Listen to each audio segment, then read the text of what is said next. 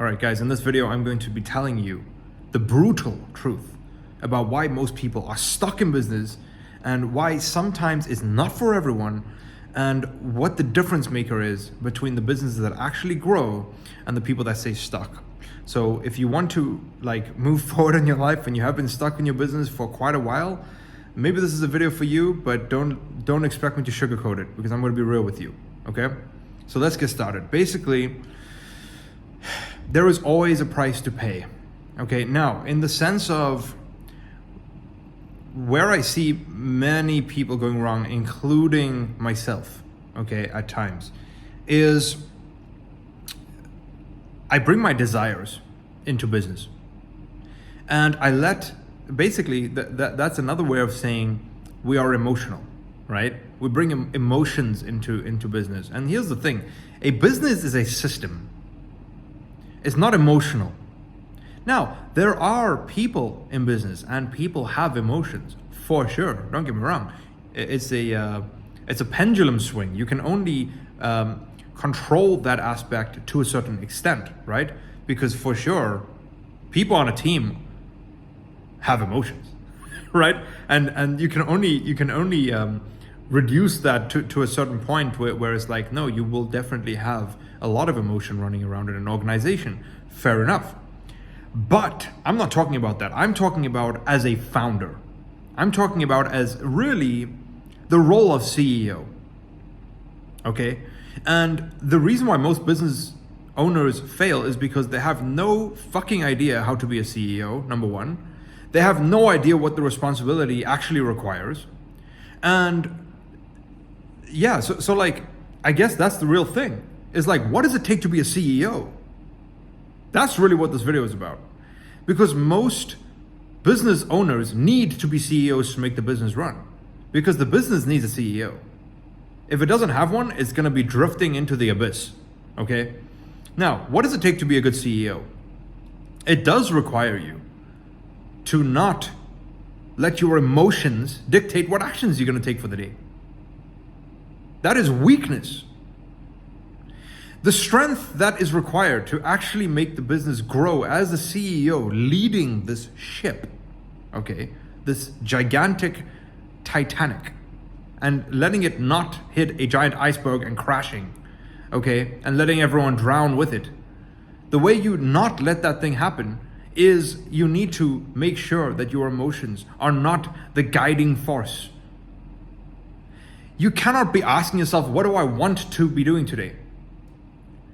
Okay, the business has requirements, and here's the thing.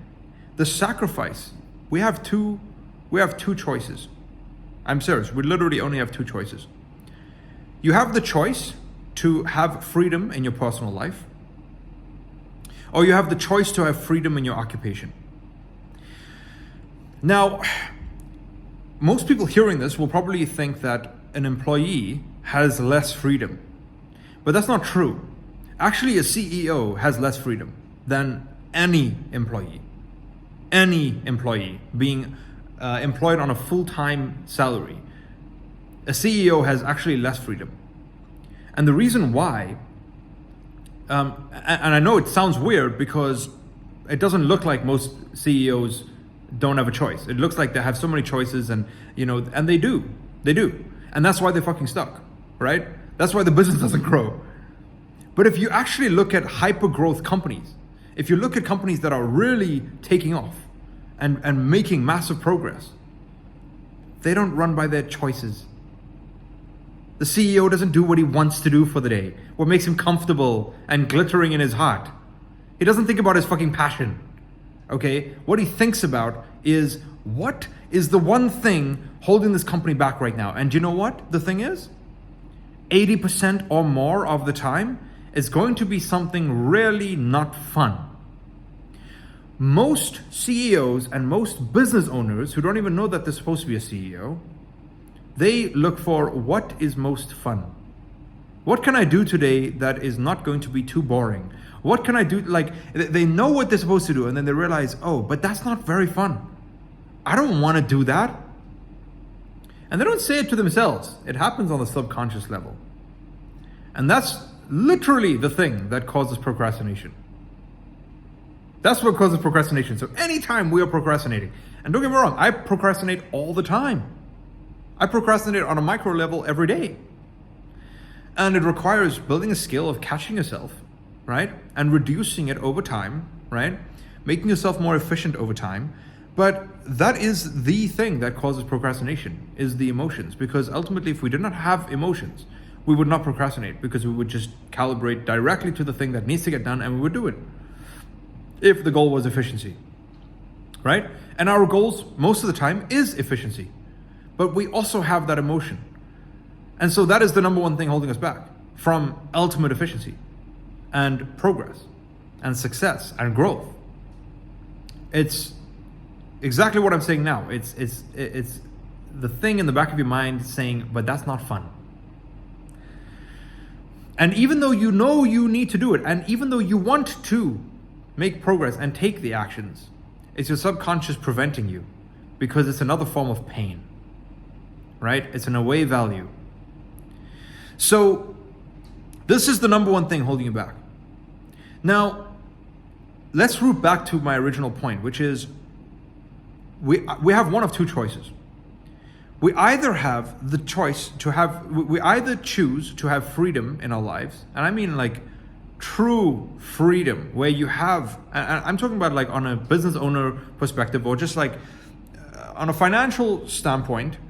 What I personally perceive as freedom is me having so much money, I don't know how to spend it. That for me is financial freedom. I want to have so much money, I can't spend it all. And I get to do whatever I want, whenever I want, at any time of the day. I get to afford anything I want. So time freedom and money freedom and choice freedom. That for me is like the definition of personal freedom, right? In our personal lives.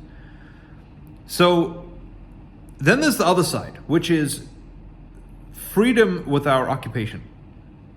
It's the freedom to do whatever you want to do. Like, it's the freedom to choose what makes you happy. I'll say that. Because even if you're working a job, or if you're still having a nice balanced life and all that, right? And you're still enjoying your work, it's a pendulum. You don't have 100% choices where you can just be lazy. Some people do, but not all people do, right? You sometimes have to bite the bullet and still do things. And like many people working a job don't enjoy it, right? They're like miserable most of the time. So, it's not like you're choosing 100% what you want to do in any case. However, being a highly successful CEO and making the company actually succeed, taking on the responsibility you're supposed to be taking on, is a next level of lack of choice. Because even though you're the decision maker and you are the captain, you are the one making the decisions for the company, it doesn't mean that you have unlimited choice in terms of like what you can decide to do. You don't decide those things. If you are a good CEO does not decide those things. If the goal is growth, you don't decide what you want to do. The business decides. And you need to have a decision-making protocol to be able to depict signal from noise and be able to know what actions should be taken and what is our biggest bottleneck and constraint. That is your job as CEO, is to identify constraints. That's it. It's to identify constraints and lead the people into getting the actions done. That is your job as CEO. And obviously, most people in the CEO position or founder position do not do that, right? They don't do that. But that really, realistically, is the only thing stopping the business from massively growing, and really, you're taking care of people, because if they do their jobs, the business has money. If the business has money, you can take care of people, right? You can make sure they're paid. They have lives. You can overpay because you have more cash reserves, right? So you can actually pay people healthier. But like that takes you being brutally fucking strong in the mindset. Okay? You cannot be weak by just asking yourself every day and letting your emotions dictate what it is that you do. So the brutal truth, I told you I'm going to give you the brutal truth. I haven't gotten there yet. I'm about to get there and it sucks. But the brutal truth on being a very good CEO is you either have to choose and I'm gonna turn this into the opposite of what I was saying by freedom. You have to choose what you are a slave to. You have to either choose to be a slave to your personal life, where you never get to have the things that you actually want, or you have to choose to be a slave to your business. At least, I'm going to say, at least for the period of time where you are CEO. CEO seems like this big shot leader. He is the ultimate servant. He/she is the ultimate servant. A good CEO is a servant to the company. Most CEOs are arrogant as fuck. Wrong. You're supposed to be a servant to the company. You are the company's slave. You are the one who's on your knees serving everyone. It's sort of like, and this is absolutely not a religious video, but I have heard stories about Jesus Christ,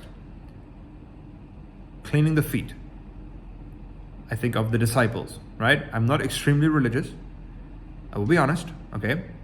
I respect all religions, but I have heard the stories about Jesus cleaning the feet of his disciples. Jesus was arguably, in some sense, one of the best CEOs, right? He was a chief executive officer of some sort, right? He was a leader. That is what a CEO is, just in a different form, right? And he was also one of the biggest servants to the people around him, and the ultimate sacrifice giver, if we want to call it that too, right? Which is the ultimate servant. Think about it.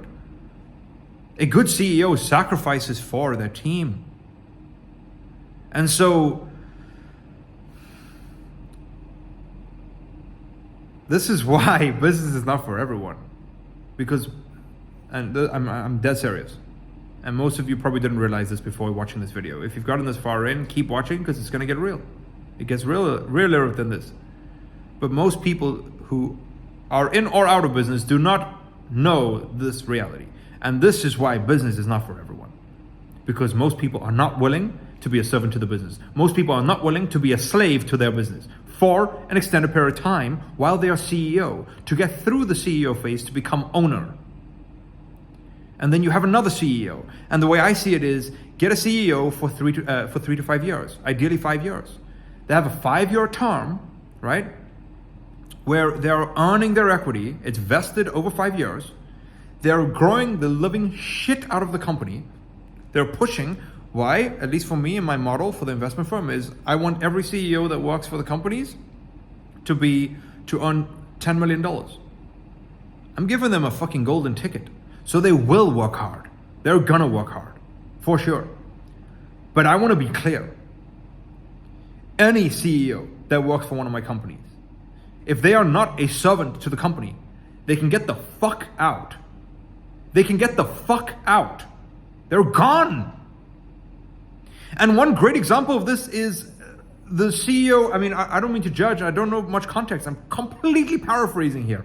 But from the stories I heard about the CEO of Starbucks, not the founder, the CEO, from I think maybe 1 or 2 years ago. I just heard a story about how they said, and I'm paraphrasing, I don't even know who they are, but I heard someone say that they said, don't contact me after 6 p.m., after 7 p.m.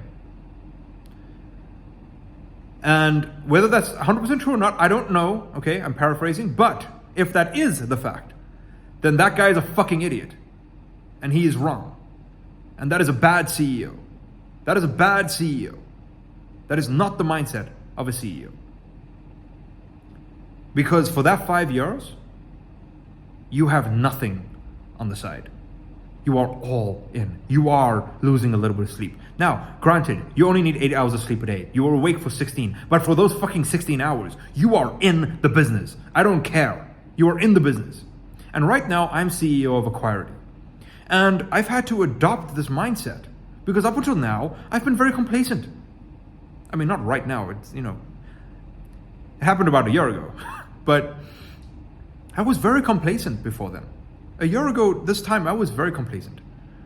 Very emotional. I was always questioning, what's my passion? Do I enjoy this? I don't want to be doing this. I don't want to be doing customer support. I don't want to be doing, sending Loom videos to people. I don't want to be attending a sales call. I don't want to have to review these sales calls manually.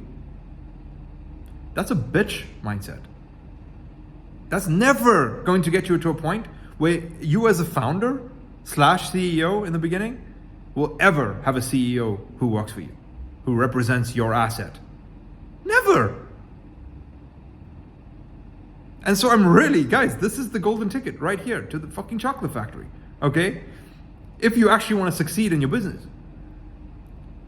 And if you are not willing to adopt this mindset, then just know that you're probably going to be stuck.